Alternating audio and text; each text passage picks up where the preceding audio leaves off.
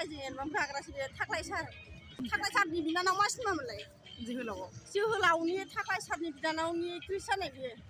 एखे थारिखआवनो जोनोम मोननाय सनाफोर 1998 आव जोनोम मोननाय जों बुजिबाय सनाफोर एखे दे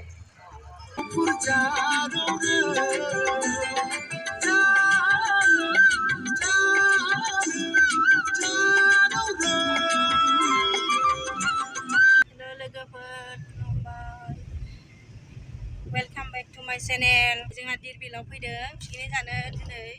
दसे उनावहाय देखायगोन आङो थांगासिनो दं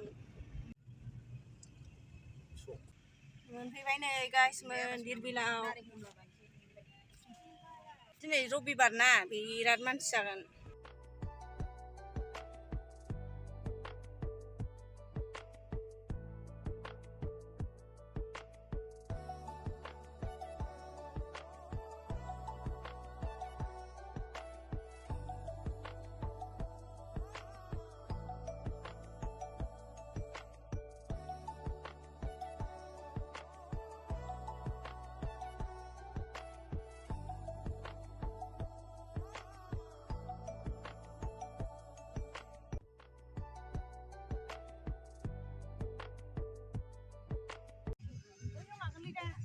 दिरबिल मोनफैबाय लोगोफोर नै आजां गाजां सान्दुं मोजां नुवा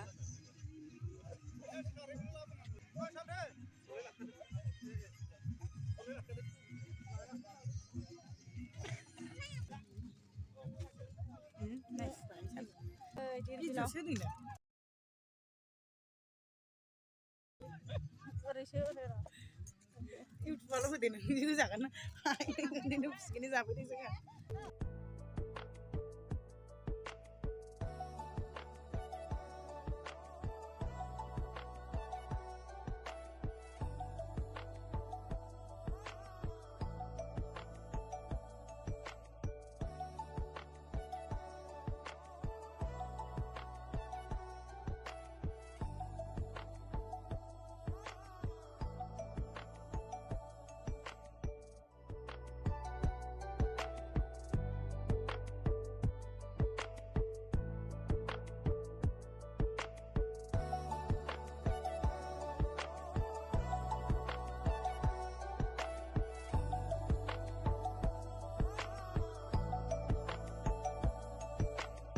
सनानों जारो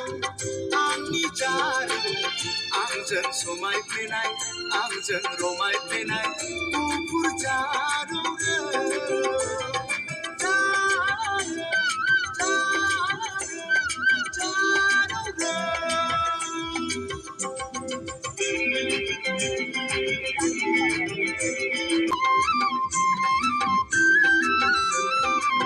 दानि सिख्लाफ्रा सिदानो रोंला अखा हाबा खबायबा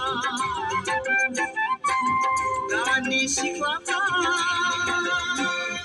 दख'ना गानला अखा हाबा जेखायबा सना नोंहा बिब्दि नङा सना नोंहा बिब्दि नङा साखाफारा सिख्ला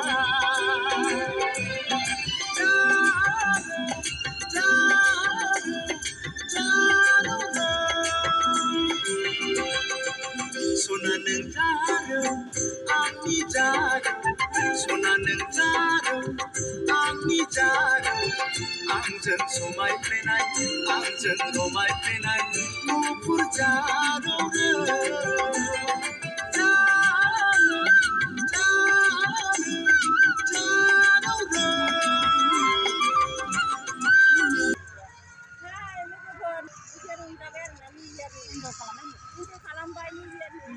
बोसोर गोदान नालाय